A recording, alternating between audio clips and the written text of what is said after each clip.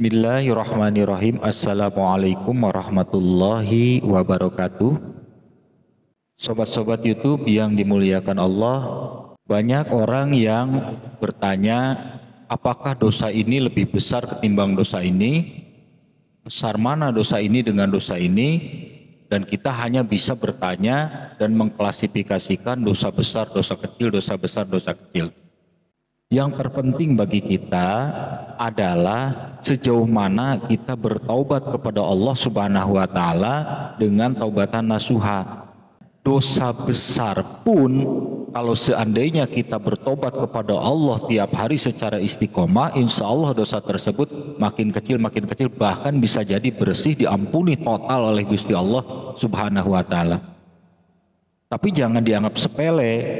Dosa kecil pun bisa besar apabila kita membiarkannya dan terus menumpuknya tanpa ada tobat sedikit pun dari dosa kecil tersebut, maka dosa kecil tersebut bisa menjelma menjadi dosa yang sangat besar. Jadi artinya tidak ada dosa besar, tidak ada dosa kecil. Dosa besar bisa jadi kecil, dosa kecil bisa jadi besar, tergantung kepada taubatan nasuha. Nah, ada satu dosa yang sering terjadi saat ini, dan dosa ini dianggap sepele, tapi dosa ini lebih bahaya dari zina. Bisa jadi lebih bahaya dari dosa judi, lebih bahaya dari dosa yang lain. Apa itu? Yaitu dosa komen yang menyakitkan di medsos. Awaslah, hati-hati ya. Ini dianggap sepele, tapi ini bahaya lebih dari zina. Kenapa bisa dibilang lebih dari zina? Kalau zina, semua orang di seluruh dunia ini sudah tahu yang namanya zina itu adalah dosa. Bahkan banyak orang yang menyadari dari dosa zina itu sehingga orang bertaubat kepada Allah. Dengan mandi tobat, dengan sholat tobat, semua amalan-amalan untuk memohon ampun kepada Allah dari dosa zina. Tapi ada enggak orang yang bertaubat sampai habis-habisan gara-gara dia komen yang menyakitkan orang lain? Ada enggak? Jarang. Kenapa? Karena itu dianggap biasa, dianggap tidak berdosa, dianggap tidak apa-apa.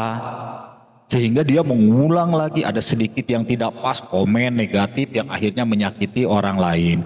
Ada sedikit hal yang kurang pas di komen. Bahkan kadang-kadang komen kita itu yang salah. Orang nggak salah, nggak apa kita komen negatif, bahkan sampai menyakiti hatinya. Orang yang bacanya itu sampai ngenes gitu. Duh ya Allah, saya salah apa? Kok sampai di komen begini itu salah apa ya Allah? Nah, bahayanya itu.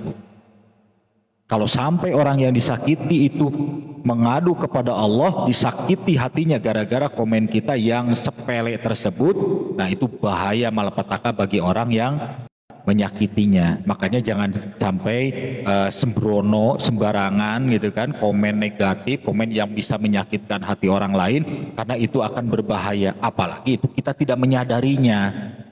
Nah, kapan kita tahu bahwa itu dosa? Kalau kita tidak menyadari di dunia, tidak bertobat di dunia, pasti kita akan mengalami di alam kubur. Akan dibuka di situ semua. Buku catatan amal, buku catatan buruk akan ketahuan di alam kubur. Nah, lebih bahayanya lagi di alam kubur baru tahu bahwa itu dosa.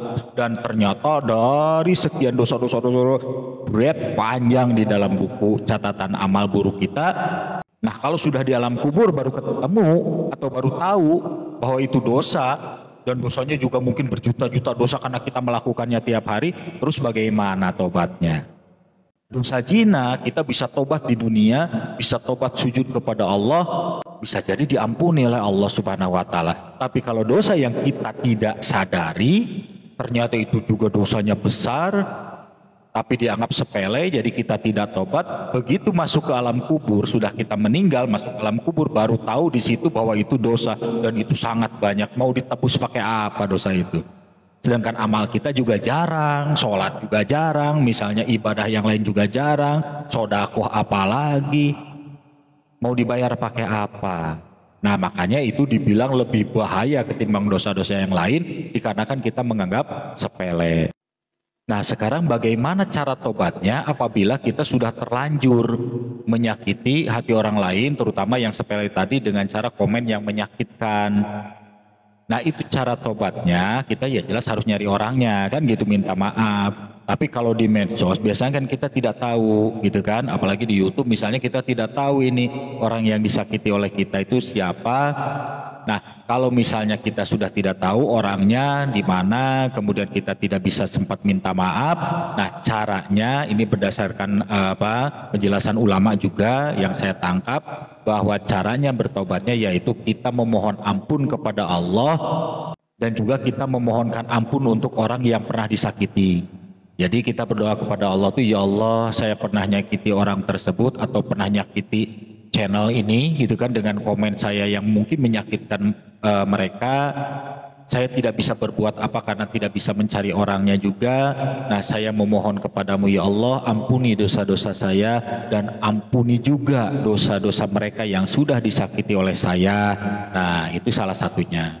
Kalau misalnya mau lebih lagi, kita misalnya bersedekah untuk diniatkan pahalanya untuk orang yang pernah disakiti oleh kita. Nah, itu juga lebih bagus. Itu untuk menebus kesalahan atau untuk bertobat kepada Allah dari dosa yang sepele, dianggap sepele tadi, yaitu dengan komen yang negatif di YouTube atau di medsos atau apa. Nah, salah satunya caranya seperti itu.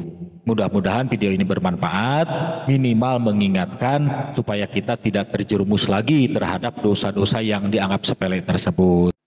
Nah, mudah-mudahan video ini bermanfaat. Terima kasih atas perhatiannya. Wassalamualaikum warahmatullahi wabarakatuh.